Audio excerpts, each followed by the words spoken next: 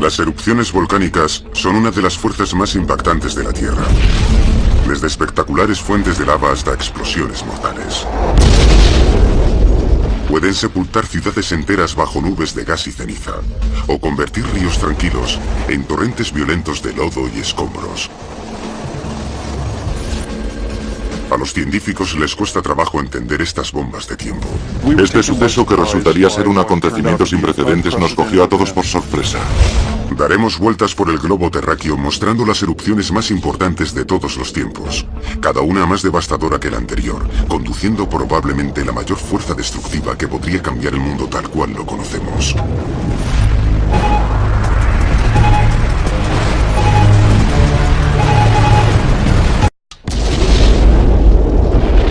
Las erupciones volcánicas son un triste recordatorio de que nuestro mundo es un planeta activo.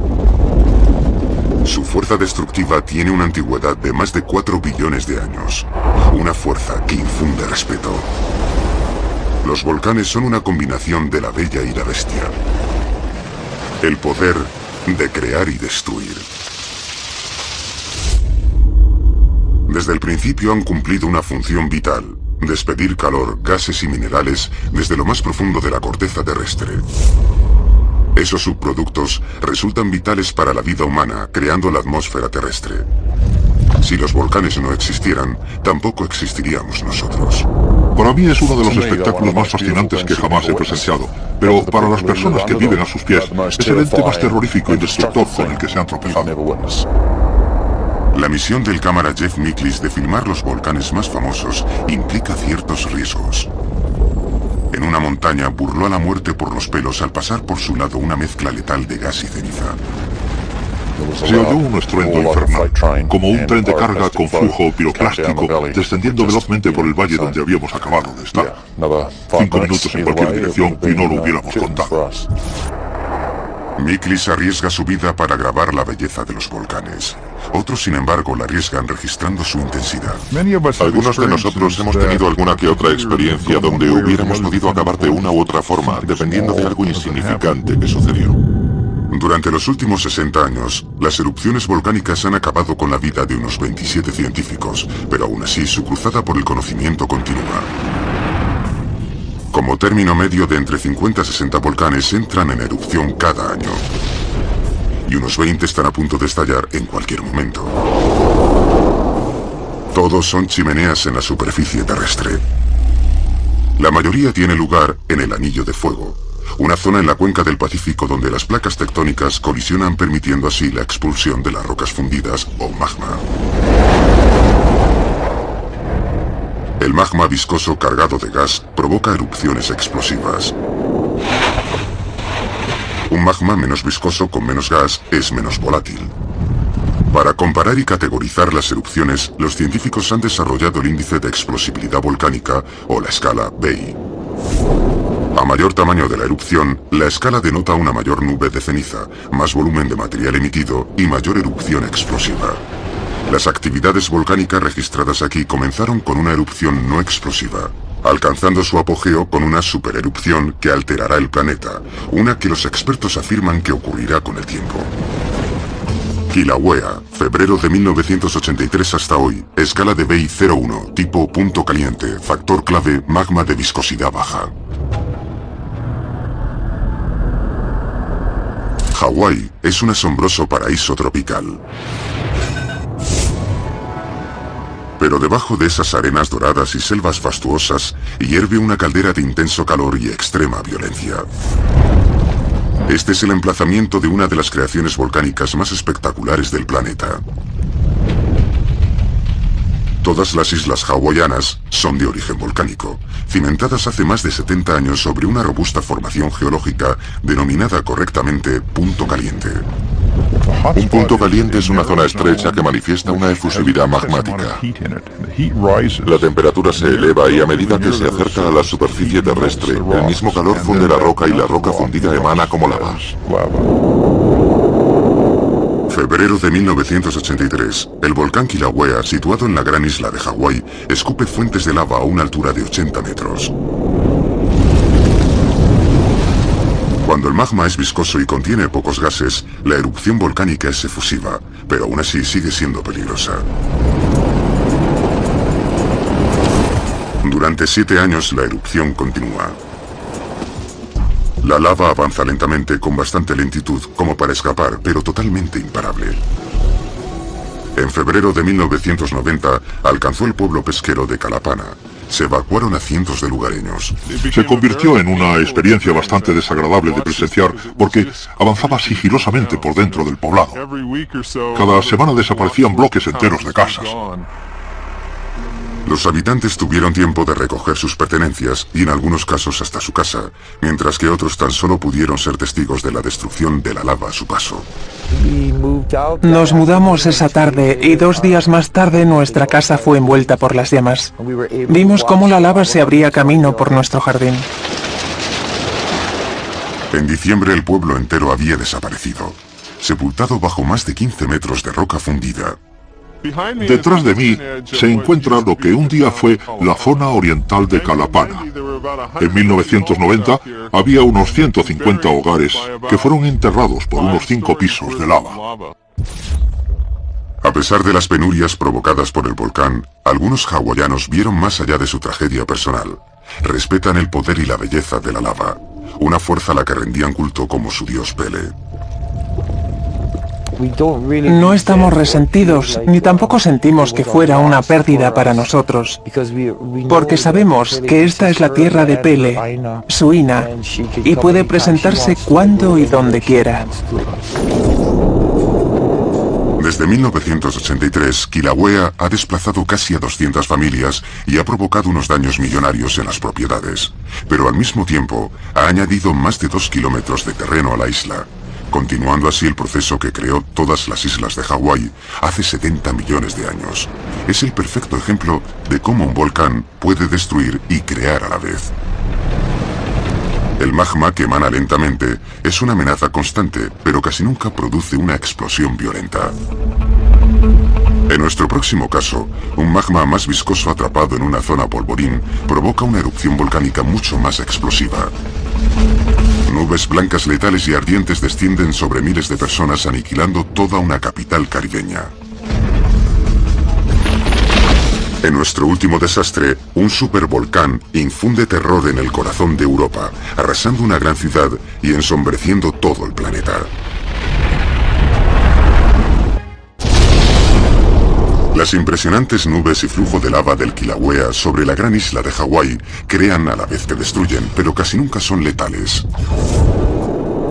Pero existen otros volcanes mucho más peligrosos y explosivos una vez que han vomitado los gases letales y nubes de ceniza. Uno de esos volcanes devastó media nación y envió a 19 personas a la tumba. Soufriere Hills, Montserrat, 25 de junio de 1997, BEI 1-2, tipo estratovolcano, factor clave, flujos piroclásticos. Montserrat es un suntuoso retiro espiritual caribeño.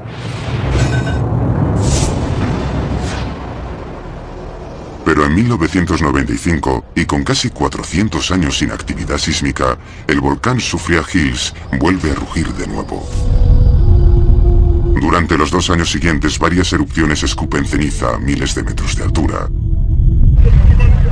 La capital de Plymouth fue evacuada 2 veces, y cada vez los habitantes regresaban esperando que se acallase la furia del volcán. El 25 de junio de 1997, esas esperanzas se disiparon.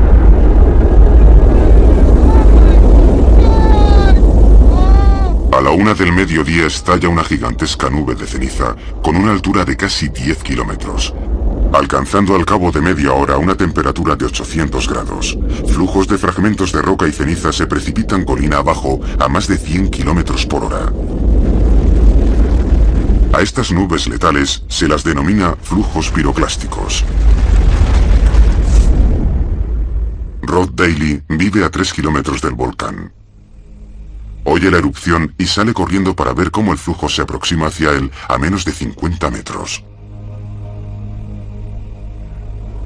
Empecé a sentir el calor. Empezaba a oscurecer y hacía calor. Así que me subí al coche y me marché a toda velocidad, lejos del flujo piroclástico. La fuerza de la mezcla viscosa de gases, ceniza y fragmentos de roca arrasa todo lo que se interpone en su camino. Roy mira impotente cómo son destruidos pueblos enteros. Él ha conseguido escapar de los flujos piroclásticos, pero aún no está fuera de peligro. Estaba muerto de miedo, pensaba que no sobreviviría. Estaba tan oscuro que si te ponías las manos sobre la cara no conseguías verlas. Las cenizas calientes nos llovían encima, muy calientes. Estaba muy asustado, no podía moverme, ni ver, ni respirar bien, y por supuesto pensaba que no iba a sobrevivir, pero tenía la esperanza de que no iba a morir. Y así fue. Finalmente Rod fue evacuado en helicóptero, pero no todos consiguieron escapar.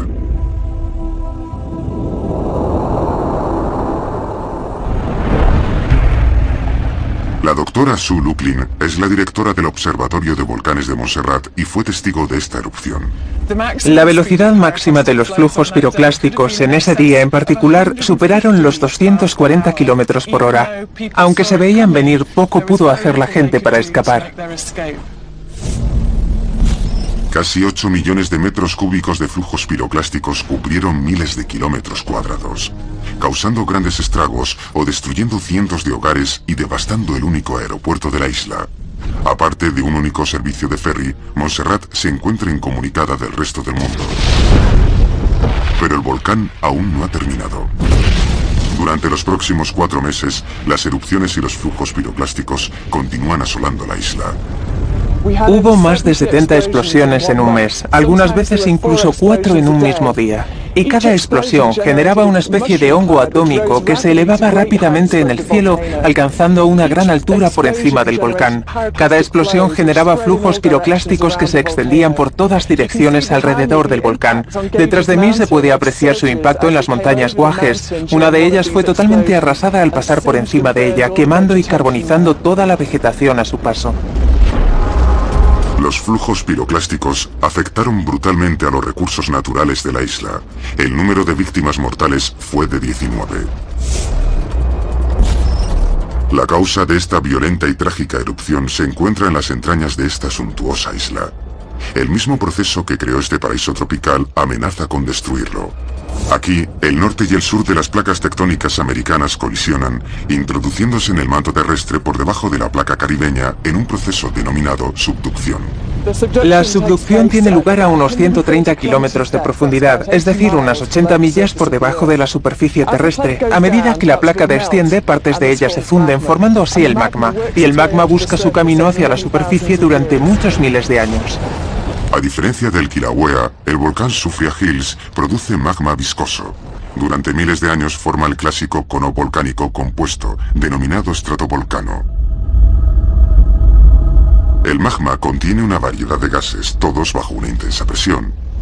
Este sube lentamente hasta alcanzar la superficie terrestre una vez se libera la presión. Como en una botella de champán, los gases se expanden rápidamente y el volcán estalla en una violenta erupción. A miles de kilómetros de distancia, en Bari, Italia, los científicos estudian las consecuencias indirectas más letales del volcán Soufriere Hills. El propósito de este experimento es entender la dinámica de los flujos piroclásticos para así estar preparados para futuras erupciones. El doctor Delinno y su equipo cargan un cilindro con unos 200 kilos de ceniza volcánica de la montaña del Vesubio. Los gases presurizados crean una explosión que expele las cenizas. Los vulcanólogos averiguan la altura, dirección e intensidad de las cenizas con una variedad de instrumentos y cámaras de alta velocidad. A continuación, los investigadores la equipararán con la topografía específica de los volcanes, consiguiendo entonces localizar con exactitud unas zonas específicas donde es bastante probable que estallen los flujos piroclásticos. Las autoridades locales podrán así evacuar estas áreas antes de una erupción, salvando potencialmente vidas humanas. Pero desgraciadamente para aquellos que se cruzan en el camino de un estratovolcán como el Soufriere Hills, los flujos piroclásticos y la nube de cenizas no son su única amenaza. Cada año se producen unas precipitaciones de 1200 a 2000 milímetros en Montserrat. Las fuertes lluvias fluyen por los drenajes creados por los flujos piroclásticos, transformándolos en enormes corrientes de barro denominados lahares. La mayoría de los escombros que vemos aquí son producidos por lahares, arrastrando ladera abajo los escombros de los flujos piroclásticos y enterrando gradualmente Plymouth debajo de todo este lodo y rocas. Los lahares han sepultado prácticamente toda la ciudad de Plymouth, tanto es así que la ciudad ha sido abandonada completamente. Fueron las salvas finales del volcán en una brutal guerra desigual. El volcán Sulphur Hills destruyó más de 1000 hogares, dejó más de la mitad de la isla inhabitable y destruyó la capital de la nación. Alrededor de 4500 personas se quedaron en la isla, una cifra que se aleja mucho de los 12.000 habitantes que antes vivieron en esta próspera isla. Fue muy triste, pero era comprensible porque esas personas lo habían perdido todo. No tenían lugar donde ir, ni un lugar donde vivir. Familiares y amigos seguían aterrados en los colegios e iglesias. Fue muy difícil y también muy triste. Pero el volcán también creó nuevas oportunidades que ayudaron a reactivar la economía de la isla. Empezaron las demandas por el turismo relacionado con el volcán. Roy Daly posee y gestiona una agencia de excursiones turísticas en autobús. La gente está deseando ver un volcán activo. No creo que exista otro lugar en la faz de la Tierra donde se pueda ver un volcán a aproximadamente 1,5 kilómetros de distancia. Ver cómo bulle y tiembla. Aunque los múltiples flujos piroclásticos y lahares del Sulphur Hills fueron letales y destructivos, sus erupciones nunca han excedido de 3 en el índice de explosibilidad volcánica. Pero cuando una erupción con un BEIT de 5 arroja una explosión de 24 megatones, es capaz de destruir miles de hectáreas y lapidar a miles de personas. A continuación, los científicos estudian la posibilidad de una supererupción jamás vista en nuestro tiempo, capaz de acabar con millones de personas. Los flujos piroclásticos y los lahares del volcán Sulphur Hills en Montserrat destruyeron la capital de la isla, acabando con la vida de 19 personas y cambiando el paisaje de la nación y la vida de miles de personas para siempre. En 1980, el noroeste del Pacífico americano experimentó una extraña e inusual erupción que actuó como la explosión gigantesca de un cañón, arrasando bosques enteros y matando a miles de personas. Montaña St. Helens, 18 de mayo de 1980. Tipo estratovolcán. Factor clave, explosión lateral.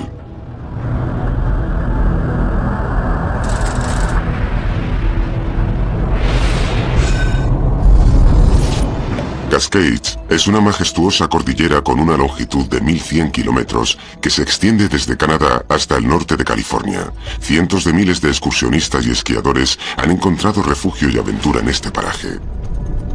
Pero en la primavera de 1980, una de las joyas de la corona empieza a fracturarse. En marzo, pequeños terremotos agitan las profundidades del pico de St. Helens. Tras más de 120 años durmiendo apaciblemente, la montaña vuelve a despertar. El 17 de mayo, Keith Ronhol, un estudiante graduado en geofísica intrigado por la actividad de la montaña, decide echarle un vistazo más de cerca. Había erupciones en la montaña St. Helens cada 5 u 8 días. Me acerqué a un lugar conocido como Bear Meadow para intentar ver una de esas pequeñas erupciones. Ronhol es testigo de algo con lo que no había contado. A las 8:32 de la mañana del 18 de mayo, un terremoto de una magnitud de 5.1 desgarra el flanco norte del volcán. Cerca de 3.000 millones de metros cúbicos de tierra descienden violentamente a una velocidad de más de 257 kilómetros por hora. Estaba leyendo un libro dentro de la furgoneta cuando oí gritar a la gente. Miré hacia la montaña y toda su cara norte corría ladera abajo. El movimiento de la Tierra liberó la enorme presión que retenía el magma dentro del volcán. Una explosión de 24 megatones, más destructiva que la bomba atómica de Hiroshima, que desintegra la cara norte de la montaña. La explosión es inusual, ya que no estalla hacia arriba como hacen la mayoría de las erupciones. Es una extraña explosión lateral, arrojando una inmensa nube de ceniza, fragmentos de rocas y árboles a unos 180 grados fuera de la montaña. Hubo una turbia ráfaga de ceniza gris oscuro, y al cabo de 10 o 15 segundos, esa ceniza se había expandido cubriendo la montaña entera. Todo esto ocurría silenciosamente. No iba acompañado de ningún ruido que me empujase a salir de allí huyendo. Estaba a una distancia de 16 kilómetros, y al principio no crees que a una distancia así pueda ocurrirte nada. Así que me quedé allí y saqué unas fotos. Estaba fascinado viendo ese espectáculo. Mientras la inmensa nube de escombros se desprende entre las dos cadenas entre el volcán y Rollholm a una velocidad de 483 kilómetros por hora, Keith se da cuenta rápidamente de que está en grave peligro. Salí pitando y al mismo tiempo hice una foto por encima del hombro. Salió un poco borrosa, porque no me dio tiempo a enfocarla bien o detenerme porque estaba conduciendo. Recuerdo haber echado un vistazo al aparcamiento, entonces me di cuenta de que solo quedaba yo. Quizás había esperado demasiado tiempo. Ahora esa nube se precipitaba directamente hacia mí.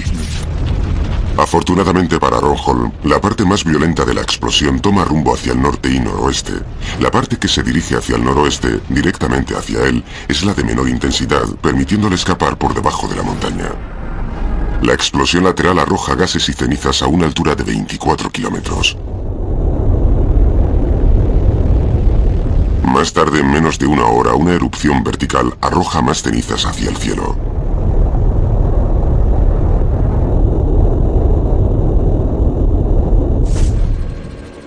Adentrándose en este desolador paisaje, vuela Jess Hegerman, guardia del Ejército Nacional de Washington. La erupción arrancó la mayoría de los árboles, y hablamos de unos 22-25 kilómetros río abajo de la montaña de St. Helens. Todo el paisaje había cambiado completamente. Hizo que me sintiera como si fuera un mosquito volando en el universo, en comparación con el tamaño de la erupción, que era espectacular. Espectacular y espantosa. Flujos piroclásticos de 800 grados descendiendo violentamente por la falda de la montaña a una velocidad de 129 kilómetros por hora. Y en algunos casos, con un espesor de 37 metros. En las primeras horas de la catástrofe, la brutalidad de la destrucción en el paisaje es imposible de comprender. Pero Jess Hegerman enseguida se da cuenta del número de víctimas mortales. Estaban en la parte derecha de la cima, justo delante de nosotros.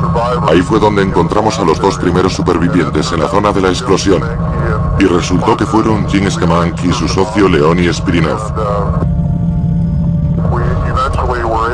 Y conseguimos sacarlos de allí. La erupción termina al cabo de 9 horas.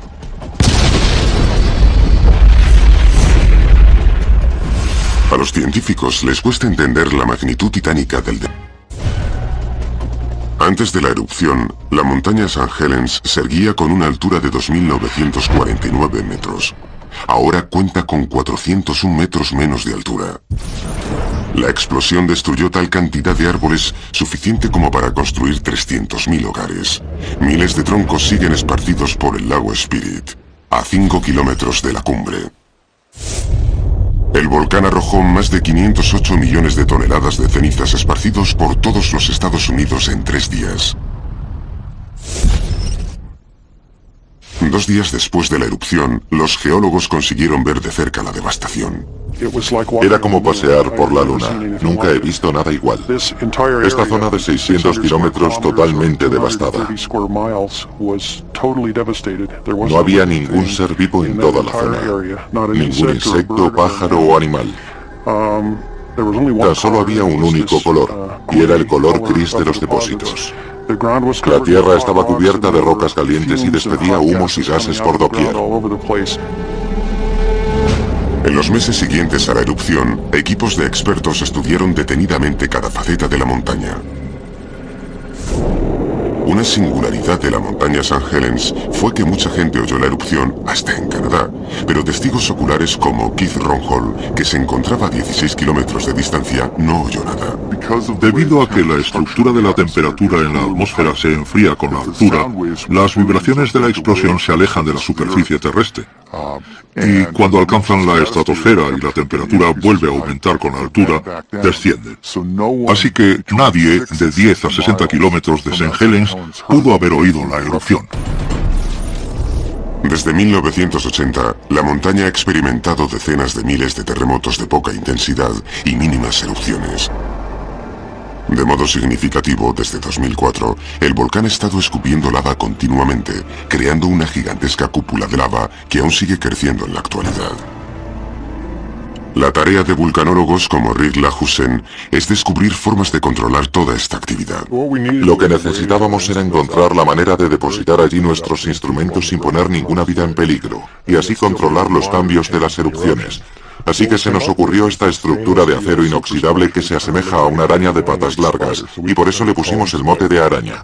Esta antena GPS recibe diminutas señales de los satélites y nos permite localizar con exactitud su posición. Estas señales se introducen en el sistema informático y saca la información a petición de los ordenadores que están en la oficina y se retransmite a través de esta antena. Con la araña bien sujeta al helicóptero, es hora de dirigirse al corazón de la bestia. A medida que se aproximan al cráter, la nueva cúpula de lava es visible. Arroja nubes de gas y ceniza, lo cual demuestra que el magma está alcanzando la superficie con la posibilidad de que se produzca otra erupción. El momento más peligroso para Rick y su piloto es cuando sitúan la araña sobre la cúpula de lava. Al estar cerca del fondo del cráter, la explosión de rocas o una repentina ráfaga de vapor podrían matarles fácilmente. Interviniendo con la precisión de un cirujano, los hombres sitúan cuidadosamente la araña directamente sobre la cúpula de lava. Al cabo de unos segundos, el dispositivo empieza a recopilar y transmitir datos. En el Observatorio de Volcanes Cascade, situado en Vancouver, Washington, Lahusen analiza las imágenes de la cámara digital de la araña. Las fotografías con tomas e intervalos prefijados muestran el tremendo crecimiento de la cúpula de lava. Lo espectacular es la gran cantidad de roca que proviene del fondo. Más alta que el edificio Empire State, expulsando 5 metros por día, más de 200 metros de ancho. Y está justo en nuestro jardín. Aún no se ha llegado a ninguna conclusión sobre el rápido crecimiento de la cúpula de lava.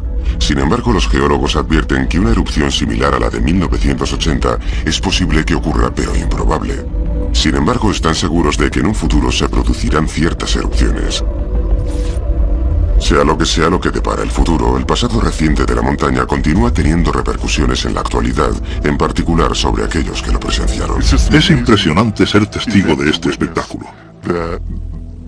Por lo general pensamos que la Tierra es un hábitat estático y estable que no cambia.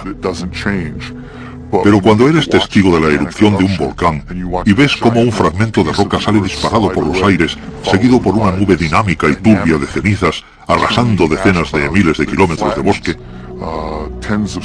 te das cuenta de lo poderosa que puede llegar a ser la naturaleza y lo poderosas que pueden llegar a ser las fuerzas geológicas. La explosión lateral de la montaña St. Helens, con un BEI de 5, destruyó una enorme cantidad de territorio y dejó 57 víctimas mortales. Un grado más en la escala, un volcán con un BEI de 6 mataría a cientos debido a una larga serie de efectos secundarios letales tras la gigantesca erupción. Más adelante, los científicos revelarán los efectos inconcebibles de una última erupción que según ellos ocurrirá en un futuro. Una explosión lateral con un BEI de 5 en la montaña de St. Helens arrasó 600 kilómetros cuadrados y mató a 57 personas. Pero hay un volcán único en el mundo. Mató a cientos de personas, atormentó a millones y afectó a todo el planeta. Su erupción fue la primera de una serie de trágicos sucesos que continuaron durante días, meses y años, y que aún continúa en la actualidad. Montaña Pinatubo, 15 de junio de 1991. Tipo estratovolcán. Factor clave, lahares.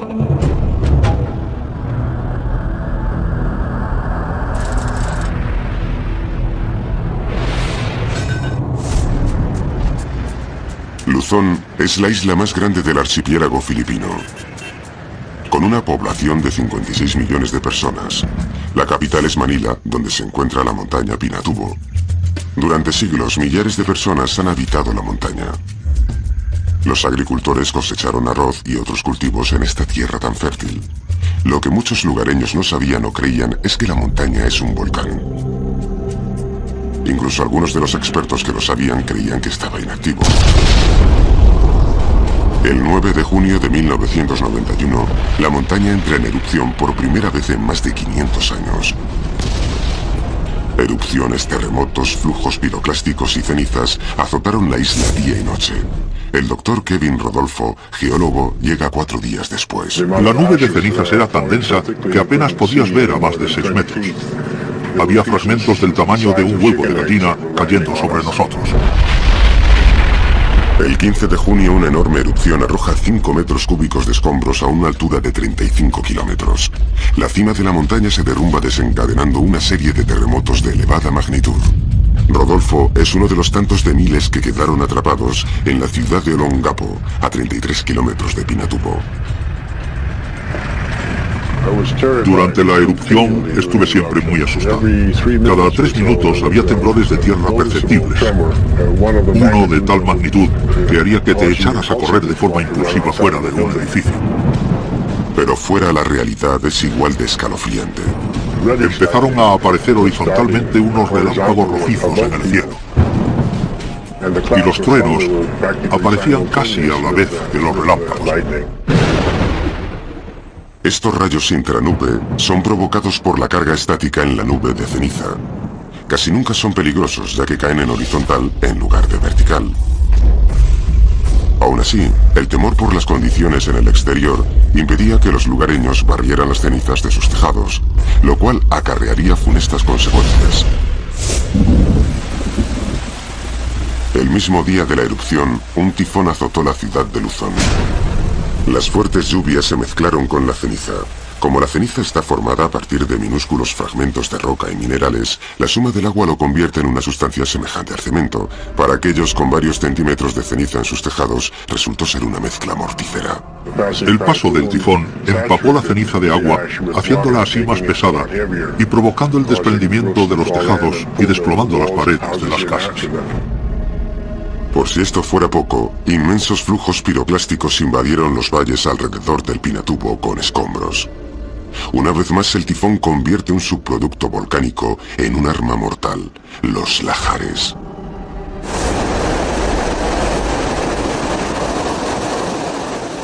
Los lahares se forman cuando un flujo de escombros se mezcla rápidamente con una gran cantidad de agua.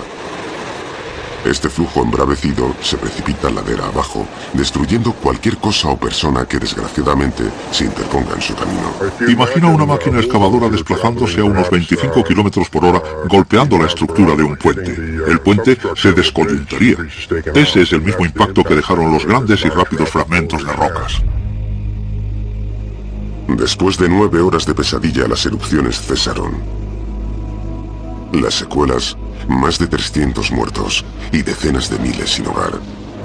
Ha terminado bastante mal, pero hubiera podido ser mucho peor. En los meses anteriores a la erupción, las autoridades informaron de la actividad sísmica. El continuo seguimiento de los científicos así lo corroboró. Guiados por expertos que señalaron zonas concretas de alto riesgo, las autoridades evacuaron a más de 58.000 personas en los días y horas que precedieron a la erupción. Antes de la erupción, habíamos trazado unos mapas que preveían la zona donde caería piroclasto, lo cual dependía de los vientos estacionales. Pero aún quedaba otra amenaza letal por llegar. El tifón cambió la dirección del viento, y las zonas consideradas de bajo riesgo fueron inundadas con la destructora mezcla de tefra o ceniza y lluvia que aplastó las casas y las personas en su interior. Mientras miles de personas comenzaron con la labor de quitar escombros, los efectos del volcán tuvieron una repercusión mundial. Un mes después de la erupción, una inmensa nube de ceniza rodeaba la Tierra. Se transforma en aerosoles de ácido sulfúrico, reflejando la radiación solar lejos de la Tierra, refrescando toda la superficie terrestre 1 grado. Los efectos en la atmósfera terrestre durarán más de 2 años. En las Filipinas, los efectos secundarios del volcán todavía perduran. En los 3 meses siguientes a la erupción, las fuertes lluvias provocaron más de 200 lahares. A medida que pasaba el tiempo y los flujos erosionaban con mucha más profundidad, los drenajes se hicieron mucho más grandes, convirtiéndose en conductos eficaces para el descenso de los flujos.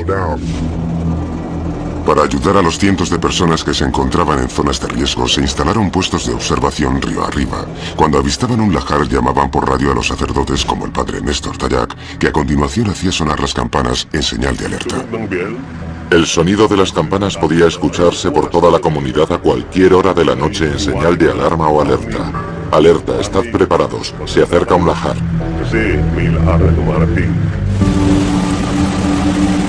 Pero una vez más un giro inesperado conspira contra los habitantes de Luzón.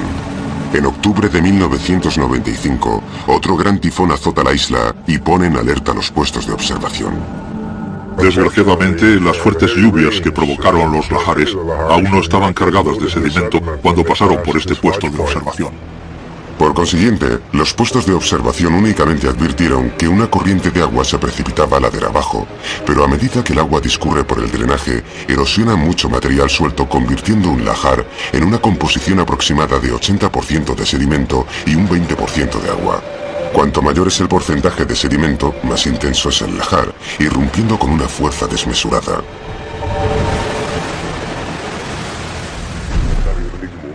Se oía un ruido como si fueran unos caballos saqueando y destrozándolo todo a su paso. Cada vez se oía más cerca, y de repente invadió nuestra parroquia. El segundo piso de la rectoría donde vivo se hundió, y trepé hacia el campanario. El lahar seguía su curso. En realidad podía oír cómo el lahar seguía creciendo, sepultando el segundo piso de la mayoría de las casas. Se podían oír gritos, y estaba tan oscuro que no se veía nada. El lahar se llevó la vida de miles de personas y sepultó toda la ciudad de Bacolor. Como el cemento, los restos de un lahar se consolidan con rapidez formando una dura roca. El pueblo se edificó sobre los restos ya secos del lahar. Los vestigios fantasmagóricos de la devastación están por doquier, incluyendo la parroquia del Padre Nés, donde se tuvo que construir otro piso sobre 7 metros de lodo. Desde 1991, miles de lahares han matado a casi 400 personas y destruido más de 42.000 hogares. Pero los científicos temen que el Pinatubo aún no haya dicho su última palabra. En la cumbre de la montaña, una nueva amenaza toma forma. No es el magma, pero años de fuertes precipitaciones han creado un lago gigantesco en la caldera del volcán, provocando en el 2002 una grieta en uno de sus flancos y generando un espectacular lahar. Los geólogos están preocupados por una enorme falla que cubre toda esa área. Las rocas están muy agrietadas y los lados del canal son muy abruptos. Por eso, cualquier desprendimiento de tierra podría taponar el canal, provocando que éste saliera disparado, lanzando grandes cantidades y pudiendo promover un gran lahar. El lago contiene 100 millones de metros cúbicos de agua. 46.000 personas viven a sus pies. Todo podría estar bajo la amenaza de un enorme lahar. Hasta este momento la erupción y los lahares han afectado a casi 2 millones de personas. Para los extenuados pero obstinados habitantes de Luzón, el volcán es una constante amenaza. Sin embargo, para los científicos es un continuo espectáculo. Cuando enseñamos geología, estamos acostumbrados a pensar en función de pequeños sucesos que han ido repitiéndose millones de veces, decenas de millones o incluso cientos de miles de millones de años para formar montañas. Pero aquí podemos observar incidentes que ocurrieron en un solo día. Una inmensa cantidad de material piroclástico, la formación de un gigantesco agujero en cuestión de horas o días. Y para mí todo esto es fascinante. Los catastróficos efectos secundarios de la erupción del Pinatubo tuvieron efectos a largo plazo matando a cientos de personas, unas secuelas que aún perduran en la actualidad. Pero una última erupción, una que los vulcanólogos están seguros de que ocurrirá, podría afectar a millones de personas. Una Una erupción Beit 6 del monte Pinatubo y sus efectos secundarios mataron a más de 700 personas, liberando una enorme nube de ceniza y gases alrededor del globo terráqueo y disminuyendo la temperatura de la superficie terrestre. Si experimentásemos una supererupción Beit 7 sería 10 veces más intensa. Destruiría toda forma de vida a docenas de kilómetros. Provocaría un cambio drástico en el clima terrestre, y los científicos afirman que ese día está por llegar. Información desconocida. Beit 7, tipo caldera. Efectos clave, ceniza, flujos piroclásticos.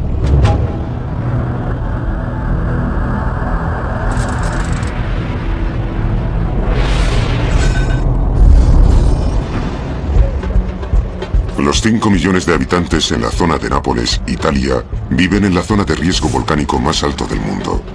Aproximadamente unos 11 kilómetros al este se alza la montaña del Vesubio. En el año 79 después de Cristo mató a más de 20.000 personas en Pompeya y otros pueblos a su alrededor. Desde entonces el volcán ha entrado en erupción unas 50 veces.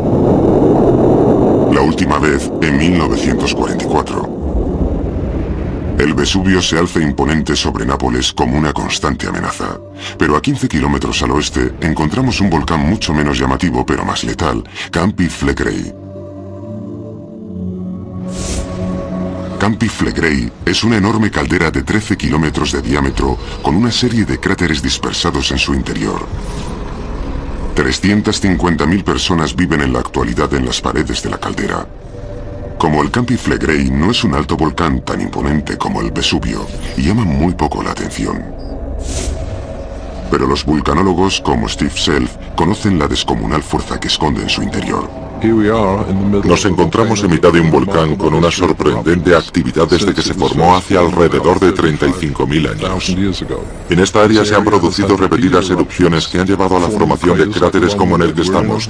Estamos en el interior de un cráter que todavía tiene chimeneas hibridantes de vapor, como podéis oír detrás de nosotros. Estas chimeneas alcanzan una temperatura de casi 700 grados. Para un simple observador es impresionante. Pero para los expertos, las chimeneas junto con los corrimientos de tierra no presagian nada bueno. Para hacernos una idea del poder del Campi Flegrei, este se alza sobre unos depósitos arrojados por una inmensa erupción hace unos 35.000 o 40.000 años, y fue 10.000 veces más grande que la erupción del Pinatubo en 1990.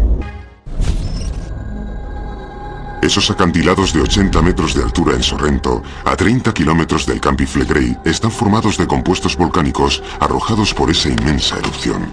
El vulcanólogo Giuseppe Mastro Lorenzo sabe que son pruebas geológicas de los enormes flujos piroclásticos que arrasaron toda esta zona. Los flujos piroclásticos se movieron así, como una nube turbulenta, y luego se emplazaron en masa, sepultando así toda la zona alrededor de Nápoles. El conocimiento de los científicos sobre el pasado del Campi Flegrei les facilita un patrón realista de lo que podría suceder en un futuro. La visión empieza con una enorme alteración en el interior de la enorme caldera. Una supererupción. Más de 242 kilómetros cúbicos de polvo, gases y piedra pómez volando por los aires. Sepultaría una zona del tamaño de una gran ciudad, con unas cenizas cuyo espesor se estima en cientos de metros. El volcán escupiría enormes flujos piroclásticos a una velocidad supersónica.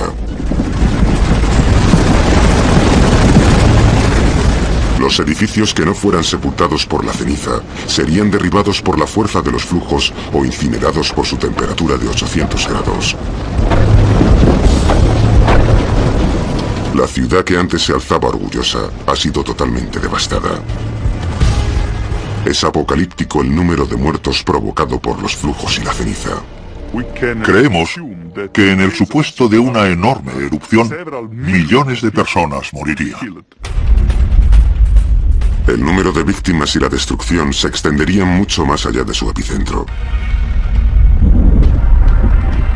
Las columnas de la erupción ascenderían a la escalofriante altura de 30 kilómetros.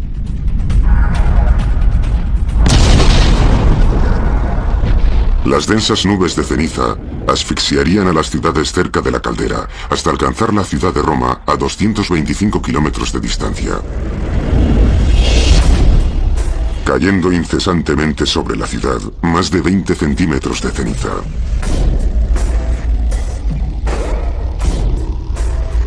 Lo suficiente como para provocar el hundimiento de los tejados y matar a miles de personas. Una pequeña cantidad de ceniza caería sobre Europa Oriental y partes de Asia, pero incluso pequeñas cantidades de ceniza provocan graves problemas. Incluso unos pocos centímetros de ceniza serían suficientes para causar el caos total en los sistemas de transporte, suministros de agua y toda esa clase de cosas de las que normalmente dependemos en nuestra vida diaria. Suficiente para enterrar plantas o arrancar las hojas de los árboles. La enorme cantidad de cenizas y ácido sulfúrico expulsados por el volcán desestabilizaría la situación de todo el planeta, afectando a millones de personas. Los patrones atmosféricos predecirían una caída de la temperatura de varios grados, provocando un cambio climático durante años, unos 4 o 5 años hasta la siguiente erupción, y las temperaturas cambiarían. Zonas donde antes se cultivaban cosechas, quizás se vuelvan estériles para siempre. Enormes áreas de vegetación dejarían de existir. Millones de seres vivos podrían morir de hambre y a la larga todo el planeta y los que lo habitamos quedaríamos trágicamente afectados. Si consideramos el número de supervolcanes alrededor del mundo que pudieran provocar una supererupción, y damos por sentado el hecho de que existen algunos que aún desconocemos, entonces cabría la posibilidad de un 1% de que ocurriera dicha erupción en los próximos 100 años. Y es una posibilidad bastante alta. Lo bastante alta para los científicos, como para recalcar la necesidad de estudiar este tipo de desastres en una comunidad internacional. Los vulcanólogos saben que no hay forma de impedir una erupción. Así que aprenden del pasado y estudian el presente para ayudar a la humanidad a concienciarse sobre el futuro.